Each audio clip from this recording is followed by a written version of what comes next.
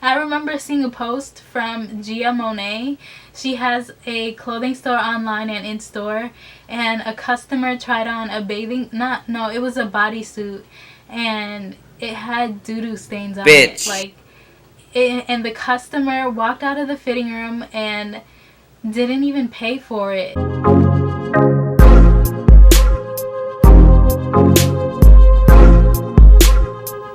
Hi everyone, welcome to my channel. So for today's video, I wanted to share some things that I feel like new online boutique owners should know. And I feel like I haven't been on YouTube for so long. I think it's been like 2 weeks since I uploaded a video, but I'm just gonna hop right back into it and start uploading more again. So I thought about doing this video because I feel like I have so much experience in so many things, and I'm just like, why not just share these things with people, because these are things that may like catch you off guard at some point. But either way, I feel like if you have your own business, you always bounce back somehow. Business owners and entrepreneurs, like, you guys know, like, you really hustle. So okay, so I wrote a list and I'm just gonna start. So first thing is that you have to pay quarterly sales taxes. And when I first started my online store, I don't have my online store anymore. Some of you who have been subscribed to my channel know that I used to have a clothing store online, but I decided to close it a few months ago. And I feel like the experiences that I've had and everything that I've learned is like things that I could just tell other people about. And I also got my bachelor's degree in fashion business management, so I feel like I have like so much experience and knowledge about these things. But I didn't know that I would have to pay quarterly sales taxes until I think it was when I was doing the paperwork and stuff. That's when I realized, like, oh snap, I have to pay quarterly sales taxes. Because I know that you have to pay sales taxes as a business, but I didn't realize that it would be quarterly. But I kind of feel like it makes it easier that way if it's quarterly, because then for a short period of time, instead of having to like round it up at the end of the year. So I feel like that's definitely like a good thing. And another thing to know is that even if your business made like $0 during that filing period, you still have to file your quarterly sales tax. You still have to do the paperwork and everything, and if you don't, you will face like a penalty fee. So I would recommend like being on top of it and making sure that you do everything before the deadline so that you don't have to just pay that fee. And I remember when I heard that I would have to pay like quarterly sales taxes for my business, it kind of got me nervous, because I'm like, this is gonna be so hard to do. But I used Shopify for my online store, and I felt like that made it so much easier, because I was able to go into my account and I would be able to like look at all of the account information, like the purchases and the sales and everything in detail. And if I wanted to see something from like January to March, then I would be able to just create that render. And also, another thing I would suggest is using Excel. I believe that Shopify also offers like a converter, so you could convert like all of your information and export it into Excel. So I feel like that makes it easier. So the second thing that you should know is that in the beginning, you won't be making sales every single day. That's something that was definitely hard for me in the beginning. Like, when I realized I wasn't making sales every single day from like the very start of your business. I feel like even if you're not making sales every single day, as long as you make like a couple sales out of the week, then that is something that's really good. I would definitely say always make sure to reach out to your customers, send them emails, like whoever is like in your email database, like make sure you send them emails or like coupon codes, and show them that you're interested in them as a customer. Remind them that you're there as a business. Try to get them connected on like Instagram, Facebook, and like Twitter if you have a Twitter for your business. I think all of those things are important, but I would definitely say in the beginning you won't be making sales every day unless you're like, well, I would say for like the average person you won't be making sales every day unless you already have like a following on social media or something and you're bringing those customers to your online store. But overall, for like most of us, like we have to really work on it. I would say that's like a time where you're being tested with your business. You definitely would have to be really patient and really dedicated with your online store. Also, another tip that I have for that is to use Facebook Ad Manager. And with Facebook Ad Manager, you're able to create ads for Facebook and Instagram, and you could do like daily ads. You could set like timers on your ad. You could do one from like Friday to Saturday. You could do one from Friday to Wednesday, or whatever you feel would work for your business. You'll be able to target your demographic that way as well. So let's say that I'm scrolling on Instagram. I'm someone who's into fashion and stuff, so I'm gonna see a lot of ads for like different clothing stores, maybe some eyeglasses and stuff like that. So I would definitely recommend Facebook Ad. One thing I have to say about Facebook Ad Manager, I'm not even trying to like say anything bad about Facebook, is that you really have to be careful if you do set your ads, because sometimes Facebook will charge you for certain ads. Like let's say you set an ad, they may charge you extra for an ad that they ran without your permission. So you really have to make sure that you're checking like your receipts and everything, and like when you're getting emails, make sure you're checking to see that it's for what you had set, so that you're not getting charged for ads that you didn't even like put up or anything, especially if you didn't make any money off the ads. Okay, so the third thing I would say is be careful with what type of clothing vendor you're working with, what type of wholesale vendor you're working with. If you feel like you can't really trust the wholesale vendor like that, just avoid working with them altogether. Or if you notice that something is a little sketchy, then just don't order from them, because there are so many different wholesale vendors that just scam people and that send you products that you didn't even order. Like that actually happened to me. I talked about it a little bit in the 12 trendy wholesale vendors videos that I made. I'll link that one down below or in the card up here somewhere.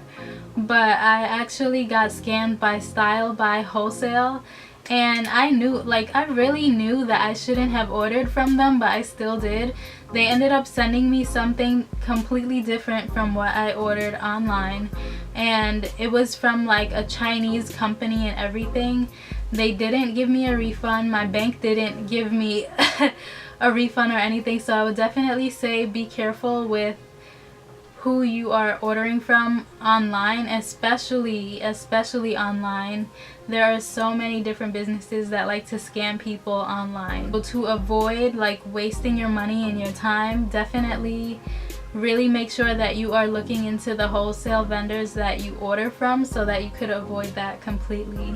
But yeah, and to add on to that, you may receive, like, it's very rare, but you may receive items that are damaged, that may have like a broken zipper, or that may have a hole in it, and it could just be like factory error or something. So when you receive your merchandise, make sure that you are really looking through your merchandise and checking it completely before you actually list it onto your website, because you don't want to end up realizing that you have like a hole or like a defective clothing item that someone orders.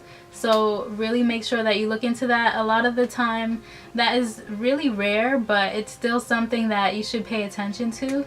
So I think that we all already know this one, but like, you're not getting paid to do this job, and it's like, obviously, you know, like, you're not getting paid. Like, the money that your business makes really isn't money that you should take and spend in your own pocket. I feel like it's money that you should invest back into your business, like new merchandise or advertising and things like that. You want to make sure that you're using your money properly. So like, let's say you make $1,000 in sales 1 week or 1 month or something. You don't want to just keep that money and pocket that money for yourself, because if you continue to do that, then your business is basically going to be like losing money. So another thing is that I feel like you should really have a really good return policy, and I feel like this is really important for small businesses and small boutiques that are online only, especially because like you're working hard to build your business and you don't want to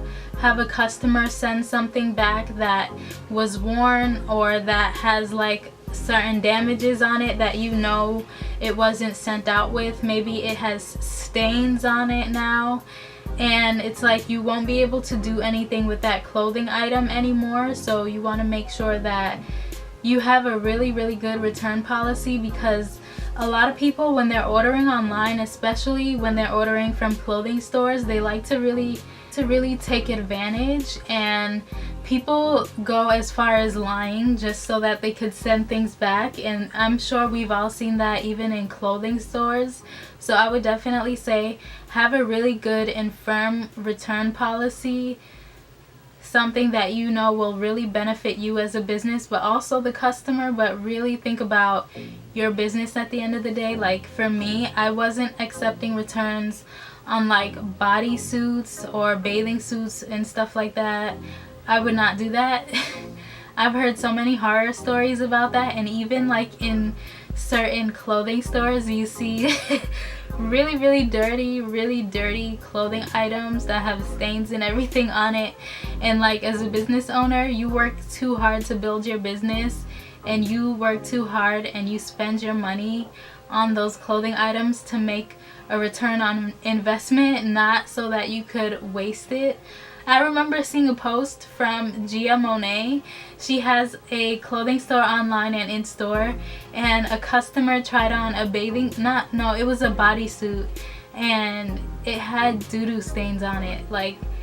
And the customer walked out of the fitting room and didn't even pay for it. Like that really, like, to me, that's just like, if you got stains on it, and that's already embarrassing as it is, like you're leaving the fitting room and it has those type of stains on it. One, you shouldn't be shopping like that if you're not clean, and two, you should have just paid for it since you damaged it. And that is just a nightmare for employees and for business owners. But yeah, have a firm return policy. So another thing is that you could put your website on pause to avoid like the monthly fee. And for me, I remember it was something that I was debating on doing before I actually closed my store, but I feel like it's definitely good for small independent brands. Like maybe you're only putting out clothing items like every summer and spring, so you don't want your website up for the winter and fall. And instead of having to pay like the $35 or $75 every month, you could just put your website on pause and not have to pay that fee. And then whenever you're ready to have your website back up again, you could just reconnect it. Another thing is you do have to pay shipping as a business owner, and I think that a lot of customers don't even realize that. But as a business owner, you definitely do have to pay for shipping for each purchase the customers are making. And shipping is just something that's annoying for the customer and for the business owner. But with Shopify as well, I was using that, and they do offer small discounts, so I think that is pretty nice. But overall, like, paying shipping isn't ever fun. I would suggest that you open up a PO box for your online store, because you just want to be safe. You don't want to have, well, if you're working from home, you don't want to have like so many people ordering from your store, and then so many people knowing your address. And like if your business really gets known, if your business really becomes really known, then so many people are just going to know your address.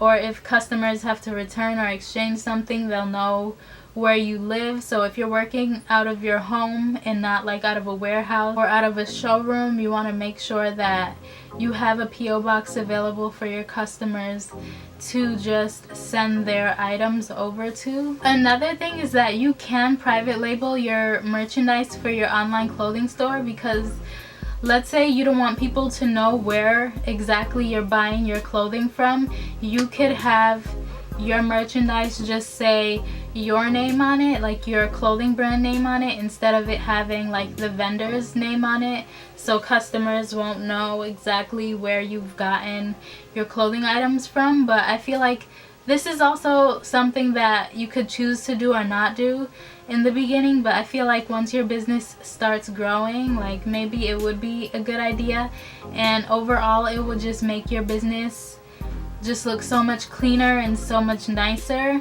But like I feel like it's mainly beneficial for like brick and mortar stores and like really well-known stores, if you don't want people to know where you're buying your clothing items from, and if you don't want people like copying your brand. So those are some of the things that I feel like new business owners should know. I feel like these things may be obvious, but maybe not. These are things that I've learned along the way of having my online store, and I feel like these are things that you may want to be prepared for. So yeah, those are all the things that I had to share for this video. If you are a new subscriber to my channel, let me know. Say hey down below. I've noticed that I've gained a few new subscribers, and I want to say thank you to you guys who subscribe to my channel. And if there is anything that you would like to see me do, then please let me know so that I could make those videos. And thank you guys so much for watching. Hit the subscribe button, hit the like button, and thank you for watching, and I'll catch you guys in my next video.